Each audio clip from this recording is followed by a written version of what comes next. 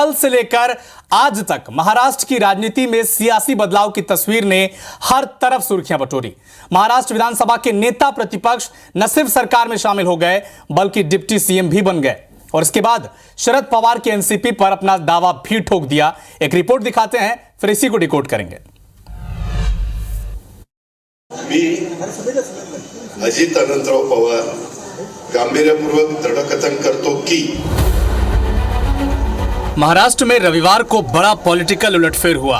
NCP के नेता और महाराष्ट्र विधानसभा के नेता प्रतिपक्ष अजित पवार ने एकनाथ शिंदे की सरकार में डिप्टी सीएम पद की शपथ ले ली। अजित पवार के साथ छगन भुजबल जैसे पुराने नेता समेत 8 विधायकों ने मंत्री पद की शपथ ली। इस दौरान सीएम शिंदे और डिप्टी सीएम देवेंद्र फडणवीस भी मौजूद रहे। उप मुख्यमंत्री पद की शपथ लेने के बाद अजित पवार ने एनसीपी पर अपना दावा भी ठोक दिया। कहा कि उनके साथ पार्टी के 53 में से 40 विधायक हैं। अजित पवार का दावा है कि उन्होंने एनसीपी छोड़कर शिवसेना बीजेपी से हाथ नहीं मिलाया बल्कि एनसीपी के तौर पर ही ये कदम उठाया है। इसके बाद शरद पवार ने सांसद प्रफुल्ल पटेल और सुनील तटकरे को पार्टी से निकाल दिया। उनकी बेटी और सांसद सुप्रिया सुले ने दोनों के खिलाफ एक्शन लेने के लिए शरद पवार को चिट्ठी भी लिखी थी। इस ऐलान के तुरंत बाद अजित पवार ने भी एनसीपी की नई टीम बना दी। अजित पवार ने सांसद सुनील तटकरे को महाराष्ट्र प्रदेश का अध्यक्ष बना दिया।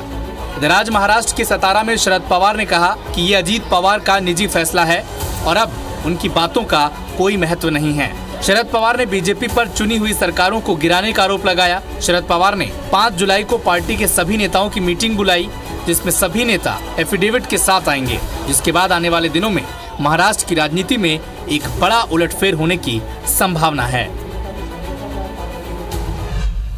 तो अजित पवार जो महाराष्ट्र विधानसभा में नेता प्रतिपक्ष थे वो अब शिंदे सरकार में डिप्टी सीएम बन गए हैं। कुछ दिन पहले ही कार्यकारी अध्यक्ष बने प्रफुल्ल पटेल। एनसीपी के तमाम बड़े चेहरे जैसे छगन भुजबल ने शरद पवार का साथ छोड़कर अजित पवार का दामन क्यों थाम लिया, चलिए इसको डिकोड करते हैं। अब शरद पवार के हाथों से पार्टी और एनसीपी का चुनाव चिन्ह भी चला जाएगा क्या? चलिए पहले विधानसभा में नंबर गेम को डिकोड करने की कोशिश करते हैं। फिलहाल महाराष्ट्र विधानसभा में एनसीपी के 53 विधायक हैं। अजित पवार का दावा है कि उनके साथ 53 में से 40 विधायक हैं।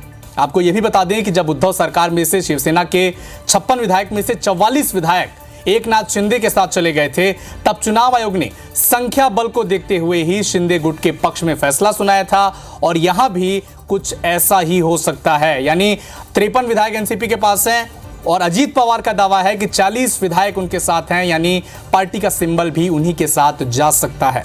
तो इस पर कौन सा कानून लागू हो सकता है? क्या दल बदल कानून लागू होगा? तो चलिए कानून पर भी डिस्कस करते हैं। इस कानून के 2 शर्तें हैं। पहला, जिस दल का नेता छोड़कर जा रहा है उसका दूसरे दल में विलय हो जाए और दूसरा नियम यह है कि 2/3 विधायक सहमत हों और ये दोनों ही परिस्थितियां अजित पवार के पक्ष में जा रही हैं। अजित पवार का दावा है कि उन्हें राज्य में विधानसभा के एनसीपी में से 53 विधायक हैं और उनमें से 40 से अधिक का समर्थन उन्हें प्राप्त है।